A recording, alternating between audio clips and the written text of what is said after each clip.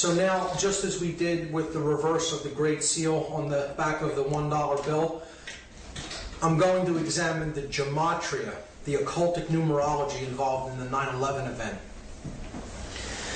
These are the numbers of the 3 flights that struck these 3 buildings. The North Tower was struck by Flight 11, the South Tower was struck by Flight 175, and the Pentagon was allegedly struck by Flight 77.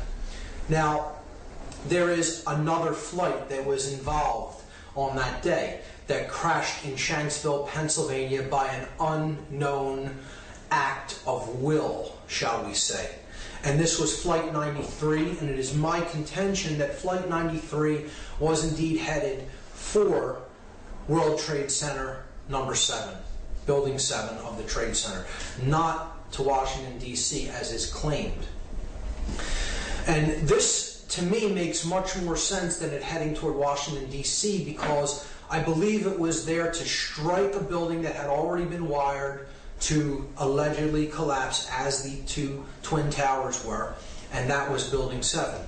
And the flight not making it to that building meant that they had to make a decision about whether to pull that building or to allow it to stand, and we know what they chose. So I'm going to place 93 over Building 7, and at first this would seem like a very arbitrary arrangement of numbers, and that these numbers don't have any commonalities to them, until we begin to perform gematria upon them. And then we see a very clear pattern emerge. So I'm going to leave 11 as is for now, and I'm going to reduce or add these 2 numbers together and get a total. So 9 plus 3 is 12. 1 plus 7 plus 5 is 13, and 7 plus 7 is 14. So now, the 4 planes, we have a clear pattern. We have the pattern 11, 12, 13, and 14. And we could further reduce those down to 1 digit. We add 1 plus 1 and we get 2. 1 plus 2 is 3. 1 plus 3 is 4. 1 plus 4 is 5. So we have the pattern 2, 3, 4, 5. When we add those together, 2 plus 3 plus 4 plus 5, we get the total 14. And again, there's that symbolic number again that totals 5, that is about the 5 elements: earth, air, water, fire, and spirit. But it is the separation of them, the 1 and the 4, the spirit and then the 4 elements. This is the 14th level of that pyramid, where the light is at, the 13 levels of stone, and then the light at the top, the 14th level. So look at the 9/11 date, 9/11/2001. You add up all of these numbers, 9 plus 1 plus 1 plus 2 plus 1 in 2001, and you get 14 again. So not only is it the date, it's the powers that did the act. Okay? The 4 planes totaled to 14. Their digits all totaled make 14. So the powers that performed this act are the 14. And this correlates with the 14th level of this pyramid, or the illuminated ones, the sorcerers behind the scenes that are manipulating the events of the world. So we have this arrangement on the building: 77 at the Pentagon, 11 at the North Tower, 175 at the South Tower, 93 at Building 7. If we add the 2 planes that struck these towers together, we get the number 186. 175 plus 11 is 186. Now, these are the planes that struck the Twin Towers, the North and South Tower. What if we equally distribute that number between the 2 buildings by dividing it into 2? 186 divided by 2 is 93. So there is 93, 93, 93 on every building, and we've already seen what 93 represents. It represents the will to ascend out of illusion, out of base consciousness, and into cosmic awareness or higher levels of consciousness. 93 is the number of willpower and of love. It is essentially the same force, the force that expands consciousness, love, or will to ascend, to put what we think and feel into action, to use our willpower.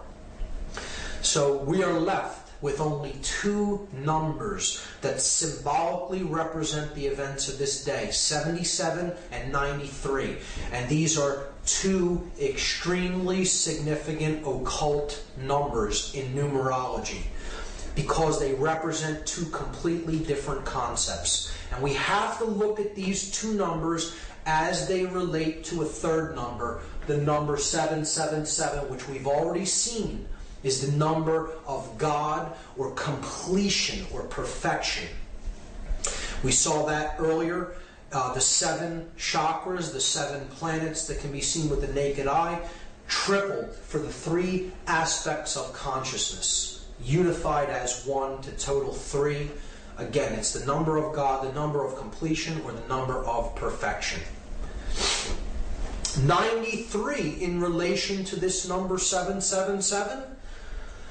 Just like 777 totals 21, which totals 3, 93 totals 12, which reduces to 3. So they equal the same thing, which means they equal the same. They mean the same thing. So love is 93. Will is the concept of 93. It is the number of ascension. So all of these ideas are the same.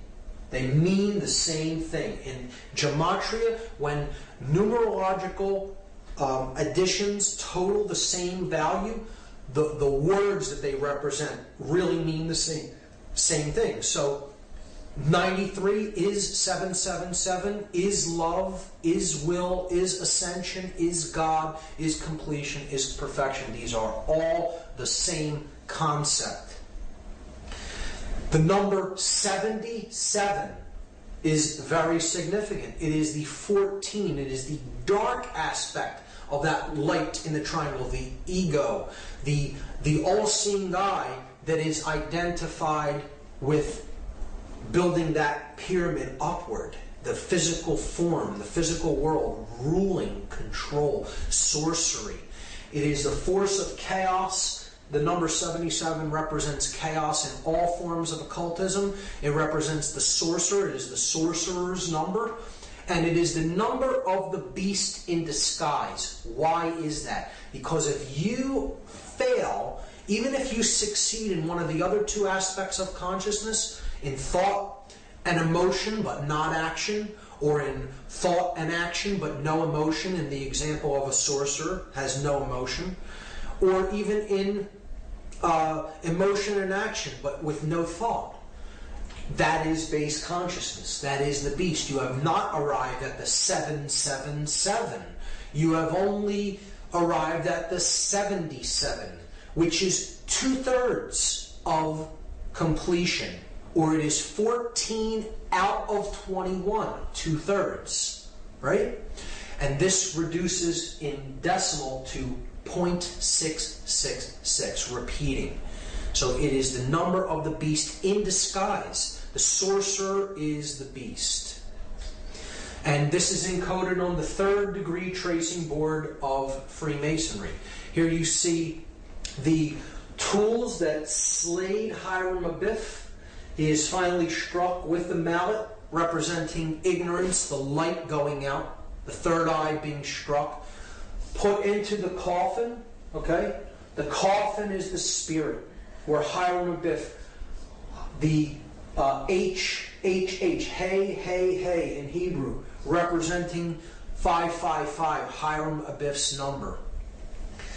He is in his coffin because he is the spirit, he is the truth, he is the light, and he is the skull and bones is placed on top of the coffin, symbolic of the sorcerer who conquers his spirit, so that the skull, cleverness, thought and cleverness, left brain cleverness, plus the will to act, reigns over the spirit. The sorcerer has cleverness, he has the will to put his cleverness into action, but he has no conscience. The conscience is entombed in that coffin. And an individual such as this is headed west. They are headed toward the realm of darkness and death, to the west, not toward the realm of light, to the east. And here symbolically is the sprig of acacia, and that represents the hope of resurrection in Freemasonry. So this is the hope that one who has destroyed their own spirit through their usage of their intellect and their will to act in an egoic fashion may indeed still be able to resurrect the spirit and come to a place of moral uprightness and conscience. So that is what this tracing board represents, and it is the 3rd degree tracing board. It is saying you may now be initiated into some of the mystery, into some of the knowledge, but you must use that with spirit intact and not use it as a sorcerer. Otherwise you are headed west and you are not headed toward the true realm of light, which lies to the east. And I think that's a great allegorical explanation for morality. And we see, therefore, that the 2 numbers that this ritual reduces down to is 77 and 93, and the positions that they are in is all telling. The purpose of the ritual is so that the sorcerers that are consider themselves the all-seeing eye of consciousness, okay, are destroying others' ability to find truth, to give birth to conscience, and to rise in consciousness. And they're destroying that ladder to the higher realms of consciousness. Or if we replace 77 and 93 with their symbolic analog, 77 the number of the beast in disguise, 93 another variant for 777 the number of God. Look at what this ritual is really about symbolically. It is about the beast reigning above God, the beast becoming God and destroying God. That's what it's ultimately about. That's how dark this ritual really is. It is about the ego and illusion conquering the spirit and conquering higher consciousness. We can see that it is encoded in the date itself. 9/11 reduces to 9/2. We're just adding the 2 ones together. And there we have symbolically the entire ritual encapsulated in the name. 9/11 is 92. See, it is not 93. It's 1 short of love, of ascension, of will, of God. It is falling short of the divine.